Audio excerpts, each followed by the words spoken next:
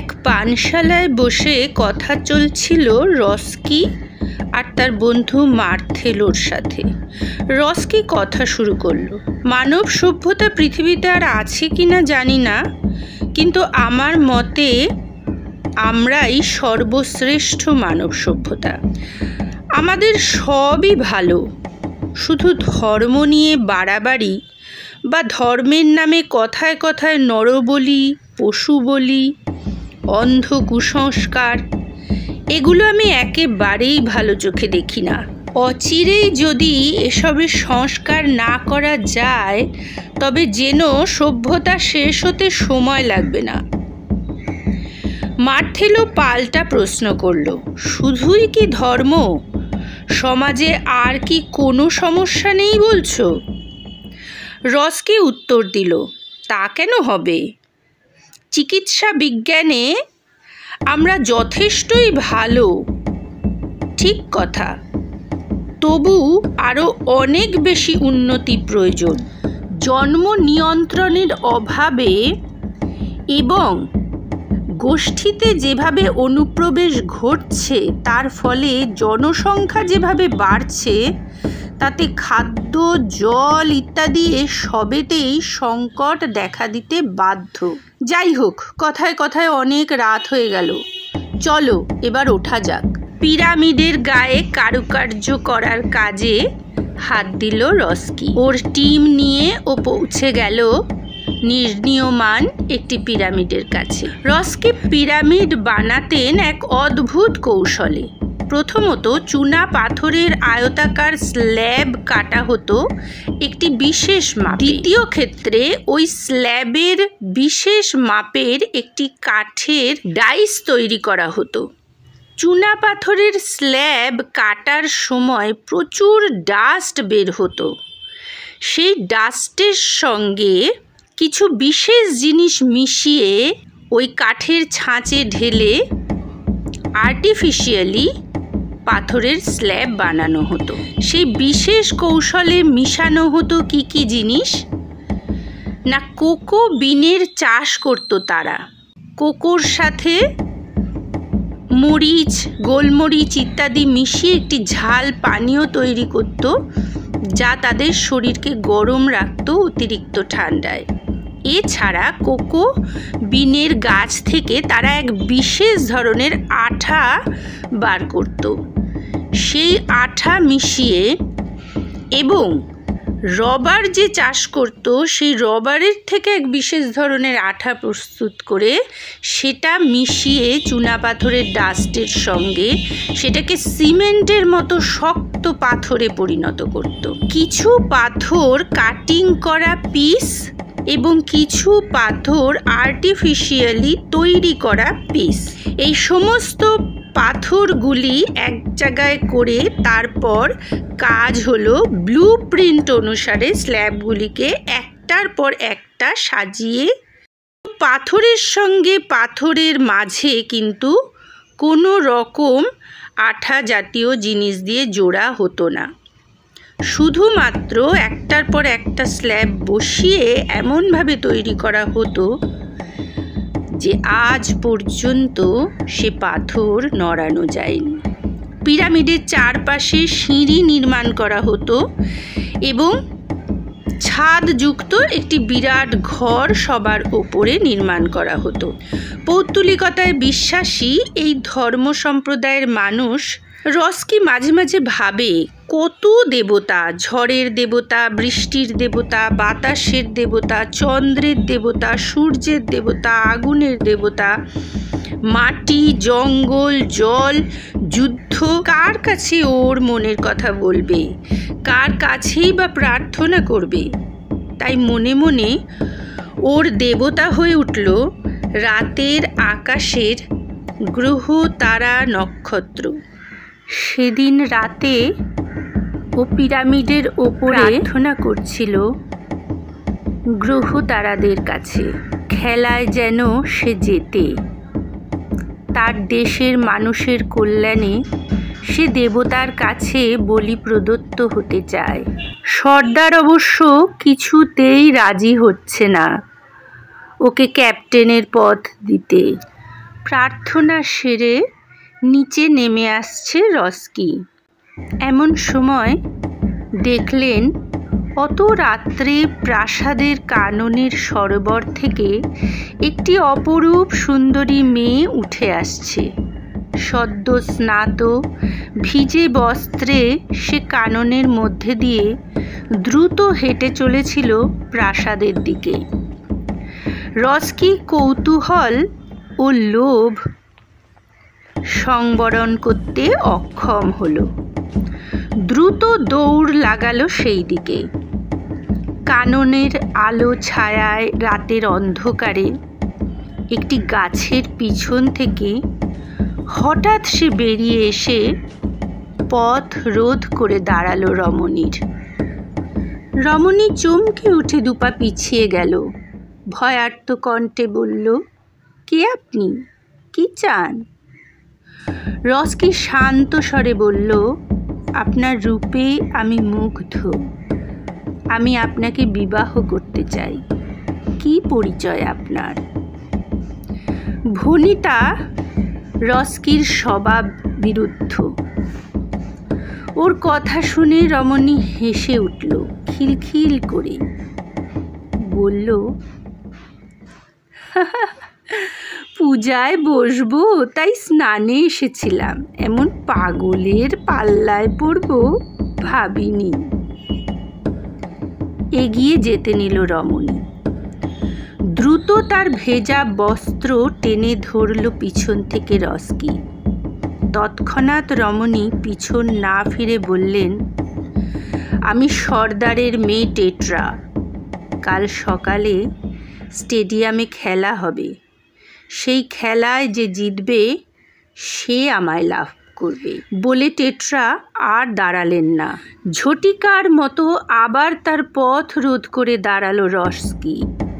তীক্ষ্ণ চোখে টেট্রার দিকে তাকিয়ে সে বলল, আমি জানতে চাই কুমারী টেট্রা কি আমার প্রতি অনুরক্ত? এই বিবাহে কি তিনি ইচ্ছুক? আমি রস্কি, উচ্চপদস্থ রাজকর্মচারী। কালকের খেলায় আমাদের গোষ্ঠী দলের আমি অধিনায়ক। ততোধিক তীক্ষ্ণ দৃষ্টিতে টেট্রা সরাসরি তাকিয়েছিল ওর দিকে। চোখ নত না করে ওকে পাশ কাটিয়ে প্রাসাদে প্রবেশ করল সে। রস্কি ভাবল, এমন অহংকার এমন রূপসীকেই মানায়। শহরের ঠিক মধ্যিখানে বিরাট স্টেডিয়াম। শহরের 30,000 মানুষ ছাড়াও আশেপাশে গ্রাম ও শহর থেকে আসে অন্তত আরও 20,000 মানুষ। একটি রবারের তৈরি বল নিয়ে খেলা হয়। খেলোয়াড়রা হাত বাদে আর সারা অঙ্গ ব্যবহার করে বলকে গোল পোস্টে ঢোকাতে চেষ্টা করে। যে যত বেশি গোল করবে সে জিতবে। কিন্তু আশ্চর্যের কথা হলো, যে জিতবে তার মাথা দেবতার সামনে বলি দেওয়া হবে দেশের উন্নতির স্বার্থে। এটাই খেলার নিয়ম। রাত্রে রস্কির ঘুম এলো না, ছটফট করতে লাগলো। রস্কি সারা গায়ে কালো রং মেখে কালা চোর সেজে গোপনে প্রবেশ করলেন প্রাসাদে। টেট্রার ঘরটি খুঁজে নিতে বিশেষ অসুবিধে হলো না তার। ভোর রাতে প্রবেশ করলেন রাজকুমারীর ঘরে। পাছে সে ভয় পেয়ে চিৎকার করে ওঠে, তাই আগে হাত দিয়ে চেপে ধরলেন টেট্রার মুখ। গায়ে হাত পড়তেই টেট্রা ছটফট করে জেগে উঠল। হাতের ইশারায় তাকে চুপ করতে বলে রস্কি বললেন, আজ তুমি খেলার আসরে খেলা শুরু হবার আগে ঘোষণা করবে যে তুমি বিজেতা দলের ক্যাপ্টেনকে নয়, ভাইস ক্যাপ্টেনকে বিবাহ করবে। তোমার বিবাহের বয়স পার হয়ে যাচ্ছে, কাজেই আর বৈধব্য তোমার সহ্য হবে না। তুমি ভাইস ক্যাপ্টেনকে বিবাহ করে সুখে সংসার করতে চাও। আবার যেভাবে প্রবেশ করেছিল রস্কি সেইভাবেই প্রস্থান করল সে। প্রাসাদে আসার আগে সে প্রস্তর ফলকে খোদাই করে বোনকে লিখেছে,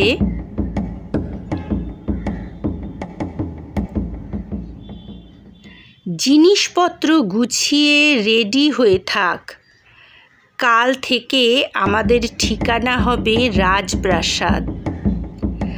আর সাথে একটি ক্যালেন্ডারও পাঠিয়েছে, তাতে নির্দিষ্ট একটি জায়গায় চিহ্ন করে দিয়ে বলেছে ঠিক এই সময় রওনা দিবি বাড়ি থেকে।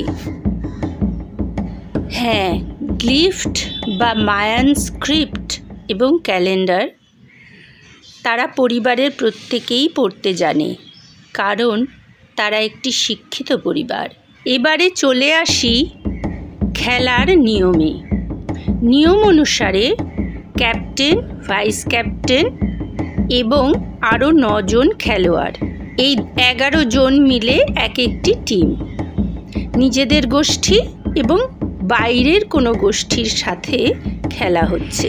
ক্যাপ্টেন যদি 3 বার ফাউল করে তো তাকে রেড কার্ড দেখানো হবে এবং তাকে খেলা থেকে বহিষ্কার করা হবে। তার স্থানে ভাইস ক্যাপ্টেন ক্যাপ্টেন হয়ে যাবে এবং যিনি ক্যাপ্টেন ছিলেন তিনি ভাইস ক্যাপ্টেনে পরিণত হবেন। বহিষ্কৃত ক্যাপ্টেন মাঠের বাইরে থেকে নির্দেশ দিতে পারেন দল। বাকি গল্পটা বুঝে নিতে নিশ্চয়ই আর অসুবিধে হচ্ছে না। হাড্ডাহাড্ডি লড়াই ও খেলা চলতে লাগলো।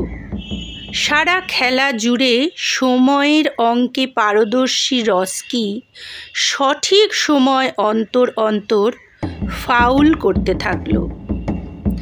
বিপক্ষ দলের ক্যাপ্টেনও জেতার জন্য মরিয়া। হলুদ কার্ড, আবার হলুদ কার্ড, ওয়ার্নিং এবং খেলা শেষের সামান্য আগে লাল কার্ড দেখে মাঠের বাইরে দাঁড়াতে হলো রস্কিকে। রস্কি কান্নায় ভেঙে পড়ল।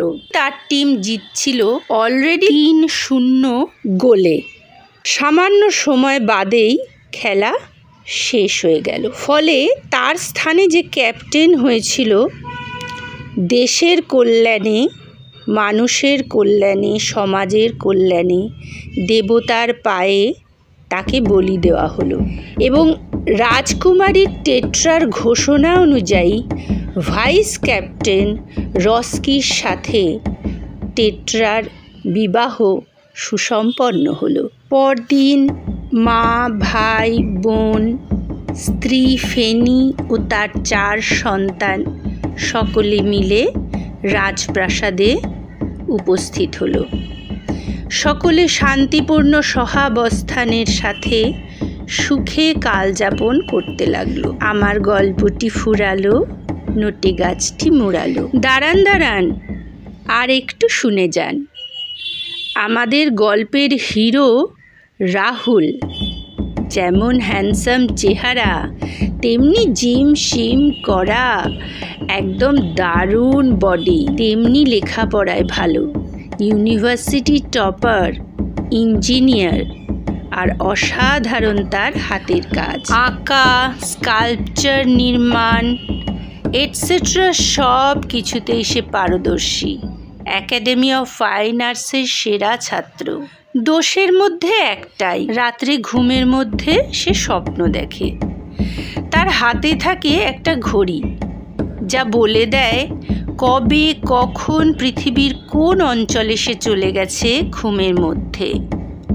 কখনো অতীত, আবার কখনো ভবিষ্যৎ। সে অনায়াসে বিচরণ করে। গত রাত্রে সে ঘুমের মধ্যে চলে গিয়েছিল মায়া সভ্যতায়।